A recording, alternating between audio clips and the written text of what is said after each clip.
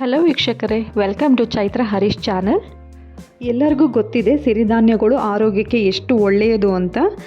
ಆದರೆ ತುಂಬ ಜನಕ್ಕೆ ಗೊತ್ತಿಲ್ಲ ಈ ಸಿರಿಧಾನ್ಯಗಳನ್ನು ಹೇಗೆ ಕುಕ್ ಮಾಡಬೇಕು ಮತ್ತು ನಮ್ಮ ದಿನನಿತ್ಯದ ಆಹಾರ ಕ್ರಮದಲ್ಲಿ ಹೇಗೆ ಅಳವಡಿಸ್ಕೊಳ್ಬೇಕು ಅಂತ.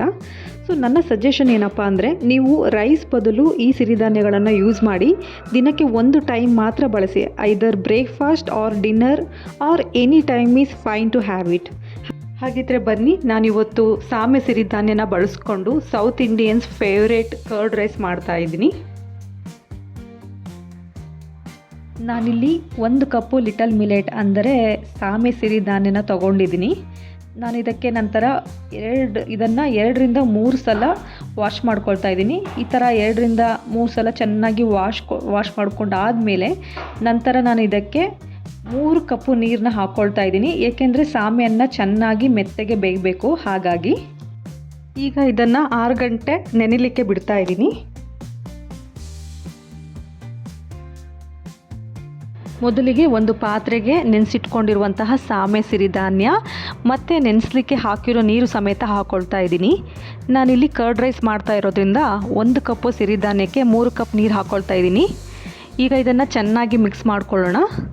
ನಂತರ ಇದನ್ನು ಮೀಡಿಯಮ್ ಫ್ಲೇಮ್ನಲ್ಲಿ ಕನಿಷ್ಠ 15 ನಿಮಿಷ ಒಂದು ತಟ್ಟೆ ಮುಚ್ಚಿ ಬೇಯಲಿಕ್ಕೆ ಬಿಡೋಣ. 15 ನಿಮಿಷ ಆಗಿದೆ. ಈಗ ನೋಡಿ, ಸಿರಿಧಾನ್ಯ ಮೆತ್ತಗೆ ಚೆನ್ನಾಗಿ ಬೆಂದಿದೆ. ನಾವು ಕರ್ಡ್ ರೈಸ್ ಮಾಡ್ತಾ ಇರೋದ್ರಿಂದ ಇದನ್ನು ಕೂಲ್ ಆಗಲಿಕ್ಕೆ ಬಿಡೋಣ. ಈಗ ಕರ್ಡ್ ರೈಸ್ ಮಾಡಲಿಕ್ಕೆ ನಾನು ಒಂದು ಬೌಲ್ಗೆ 1ರಿಂದ 1.5 ಕಪ್ಪು ಮೊಸರು ತೊಗೊಳ್ತಾ ಇದ್ದೀನಿ. ನೀವು ಎಷ್ಟು ಬೇಕೋ ಅಷ್ಟು ನೋಡಿಕೊಂಡು ತೊಗೊಳ್ಳಿ. ನಂತರ ಇದನ್ನು ಈ ರೀತಿ ಸ್ಟಿರ್ ಮಾಡ್ಕೊಳ್ತಾ ಇದ್ದೀನಿ. ಆಗ ಈ ಮೊಸರು ಒಂದು ಕ್ರೀಮಿ ಕನ್ಸಿಸ್ಟೆನ್ಸಿ ಬರುತ್ತೆ. ಇದನ್ನು ಚೆನ್ನಾಗಿ ಮಿಕ್ಸ್ ಮಾಡ್ಕೊಂಡ್ಮೇಲೆ ಇದಕ್ಕೆ ಇಂಗು ಅಥವಾ ಅಸಫೋಟಿಡ ಅಂತೀವಲ್ಲ, ಅದನ್ನು ಹಾಕ್ಕೊಳ್ಳೋಣ ಸ್ವಲ್ಪ. ನಂತರ ಇದನ್ನು ಹಾಕ್ಕೊಂಡು ಇದೆರಡು ಮಿಶ್ರಣವನ್ನು ಚೆನ್ನಾಗಿ ಮತ್ತೆ ಸ್ಟಿರ್ ಮಾಡ್ಕೊಳ್ಳೋಣ. ನಂತರ ಇದು ಚೆನ್ನಾಗಿ ಸ್ಟಿರ್ ಆದಮೇಲೆ ಇದಕ್ಕೆ ಸ್ವಲ್ಪ ಉಪ್ಪು ಹಾಕ್ಕೊಳ್ಳೋಣ. ಈ ಉಪ್ಪನ್ನ ಹಾಕ್ಕೊಂಡ್ಮೇಲೆ ಇದೆಲ್ಲವನ್ನು ಚೆನ್ನಾಗಿ ಒಮ್ಮೆ ಈ ರೀತಿ ಮಿಕ್ಸ್ ಮಾಡ್ಕೊಳ್ಳೋಣ. ಆದಷ್ಟು ಸ್ಟಿರ್ ಮಾಡ್ಕೊಳ್ಳೋಣ ಚೆನ್ನಾಗಿ, ಇದೊಂದು ಕ್ರೀಮಿ ಕನ್ಸಿಸ್ಟೆನ್ಸಿ ಬರೋ ಥರ. ಈಗ ಒಗ್ಗರಣೆ ಮಾಡ್ಕೊಳ್ಳಿಕ್ಕೆ ಒಂದು ಬಾಣಲಿನ ಗ್ಯಾಸ್ ಮೇಲೆ ಇಟ್ಕೊಂಡಿದ್ದೀನಿ. ಇದು ಸ್ವಲ್ಪ ಕಾದ್ಮೇಲೆ ನಾನು ಇದಕ್ಕೆ 2 ಟೇಬಲ್ ಸ್ಪೂನಷ್ಟು ಆಯಿಲ್ ಹಾಕ್ಕೊಳ್ತಾ ಇದ್ದೀನಿ. ನಂತರ ಈ ಎಣ್ಣೆ ಸ್ವಲ್ಪ ಕಾದ ಮೇಲೆ ಇದಕ್ಕೆ ಸಾಸಿವೆ ಹಾಕ್ಕೊಳ್ತಾ ಇದ್ದೀನಿ. ಈ ಸಾಸಿವೆ ಸ್ವಲ್ಪ ಚಟಪಟ ಅಂತ ಸಿಡಿತಾ ಇದ್ಮೇಲೆ ಇದಕ್ಕೆ ನಾನು ಈಗ ಸ್ವಲ್ಪ ಉದ್ದಿನಬೇಳೆ ಹಾಕ್ಕೊಳ್ತಾ ಇದ್ದೀನಿ. ಈ ಉದ್ದಿನಬೇಳೆ ಹಾಕ್ಕೊಂಡ್ಮೇಲೆ ಇದಕ್ಕೆ ನಂತರ ಸ್ವಲ್ಪ ಜೀರಿಗೆನ ಹಾಕ್ಕೊಳ್ತಾ ಇದ್ದೀನಿ. ಈ 3 ಹಾಕ್ಕೊಂಡು ಚೆನ್ನಾಗಿ ಒಂದ್ಸಲ ಮಿಕ್ಸ್ ಮಾಡ್ಕೊಳ್ಳೋಣ.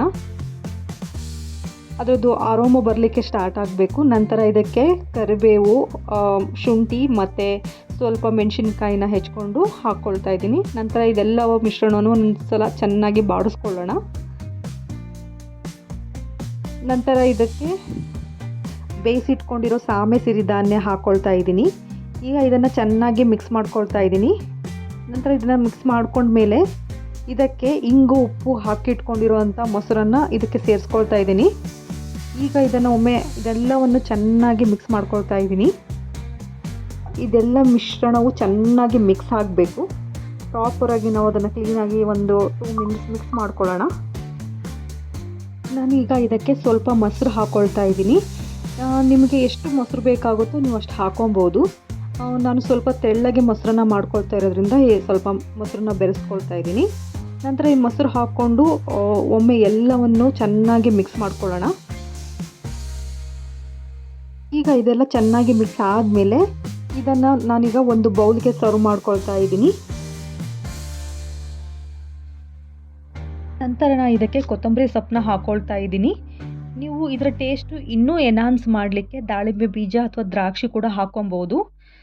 ಈಗ ತುಂಬ ಸಿಂಪಲ್ಲಾಗಿರೋ, ಹೆಲ್ದಿ ಆ್ಯಂಡ್ ಟೇಸ್ಟಿಯಾಗಿರೋ ಸಾಮೆ ಸಿರಿಧಾನ್ಯ ಮೊಸರನ್ನು ಸವಿಯಲು ಸಿದ್ಧ. ಈ ಮೊಸರನ್ನು ತಿಂತಾ ಇದ್ದರೆ ಇನ್ನೂ ತಿಂತಾನೆ ಇರಬೇಕು ಅನ್ನೋಷ್ಟು ರುಚಿಯಾಗಿರುತ್ತೆ.